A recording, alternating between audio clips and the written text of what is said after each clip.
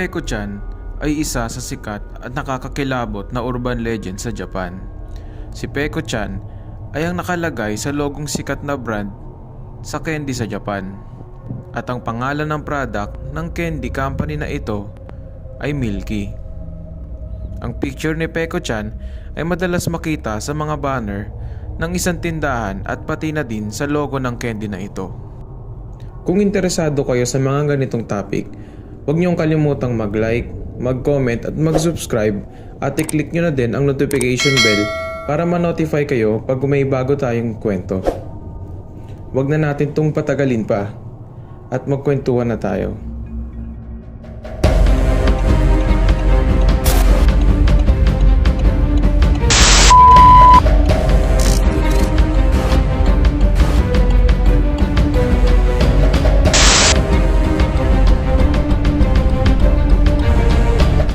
Si Peko-chan ay mascot ng isang kumpanya sa Japan na naggagawa ng candy na tinatawag na Milky.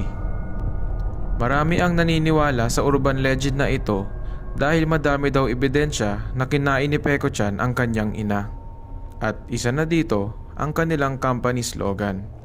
Ang slogan ng company ay Milky Taste Like Mama. Si Peko-chan ay isang batang babae na may matatabang pisngi na nakasuot ng red ribbon sa buhok niyang naka-ponytail o pigtail. Lagi siya nakikita sa mga logo na parang dinidilaan niya ang pisngi niya na pulang-pula na tila dugo ang kulay.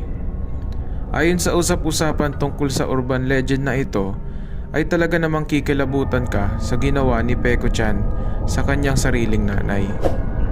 At talagang tatayo ang balahibo mo kapag nalaman mo ang rason kung bakit ito nagawa ni Peko-chan.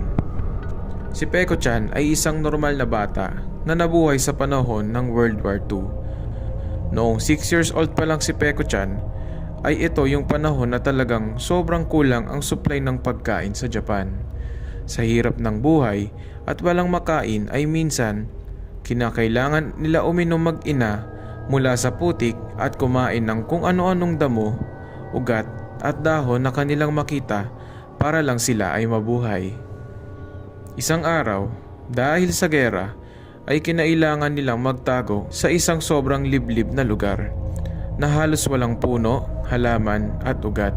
Ang nanay ni Peko-chan ay sobrang nahahabag sa nakikita niya, lalo na pag nakikita niyang namimilipit sa gutom ang kanyang anak. Ang mag-ina ay hindi makaalis sa lugar na kanilang tinataguan, kaya unti-unti din naubos ang kanilang supply ng pagkain. At kinailangan na ng nanay ni Peko-chan na magbitaw ng isa sa pinakamabigat na desisyon niya sa buhay. At ang desisyon na yon ay ipakain sa anak niya ang ilang parte ng kanyang katawan. Kumuha ang nanay ni Peko-chan ng matalas na bagay na nakuha niya sa mga nasawing sundalo at unti-unti niyang pinutol ang kanyang kamay. At ito ay pinakain niya sa kanyang anak na si Peko-chan.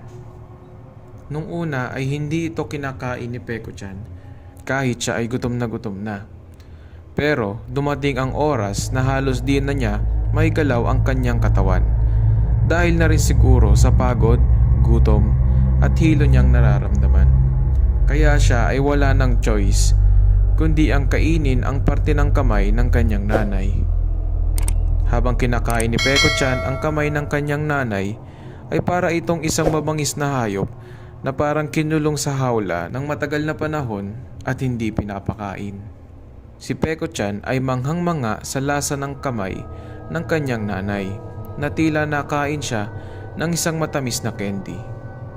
Pagtapos kainin ni Peko-chan ang binigay ng nanay niya, sa kanya ay parang wala na siya sa sarili niya at sinugod niya ang kanyang nanay. At ito ay binawian niya ng buhay. Nang siya ay bumalik sa kanyang sarili, ay nakita niya na lang na kinakain niya ang kanyang sariling nanay. Maraming nagsabi na pagkatapos ng insidenteng ito ay nagpatuloy si Peko-chan sa kanyang buhay. Ngunit isa na siyang kanibal o tao na kumakain ng tao. May mga nakapagsabi na ang rason kung bakit nakalabas ang dila ni Peko-chan at pilit inaabot ang kulay pulang parte ng kanyang pisngi ay para abutin ang natirang dugo ng kanyang mga biktima sa kanyang muka. Kung mapapansin nyo din, ang pangalan ng kending ito ay Milky.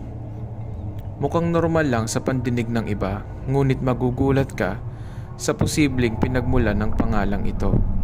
May mga nagsabi na ang salitang Milky ay hango sa huling salita ng nanay ni Peko-chan. At ito ay ang salitang "Kill me". Sa makabagong panahon ngayon ay makikita nyo na may kasamang batang lalaki si Peko-chan sa bagong logo ng candy. Ang sabi ng iba ay ito daw ay ang boyfriend ni Peko-chan at ang pangalan ng batang ito ay Poco. Ayon sa urban legend ay si Poco daw ay 7 years old na nakitira sa tabing bahay nila Peko-chan. At sinasabi din sa mga kwento na pagkatapos kainin ni Peko-chan ang kanyang nanay ay nawala na naman siya sa kanyang sarili at pinuntahan niya si Poco. Inatake ni Peko-chan si Poco at tinumpok niya ng malakas ang ulo nito sa pader. At dahil dito ay nakaramdam ng sobrang sakit si Poco, kaya niya nakagat ang kanyang dila at nalunok ito. Kaya kung mapapansin nyo ay hindi nakalabas ang dila ni Poco, kahit nakilala naman talaga ang candy na ito dahil sa nakalabas na dila ni Peko-chan. Kaya pala laging nakasuot ng sombrero si Poco dahil kinain din ni Peko-chan ang kanyang utak.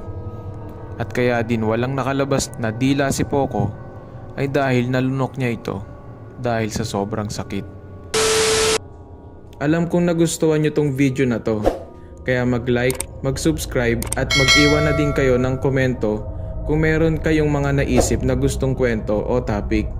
At pag umabot tayo ng 100k subscribers ay magpapag-giveaway tayo sa mga nakasubscribe sa channel natin ng isang latest smartphone kay Vivo, Oppo or Xiaomi. Hanggang sa muli, kita tayo sa susunod na kwento.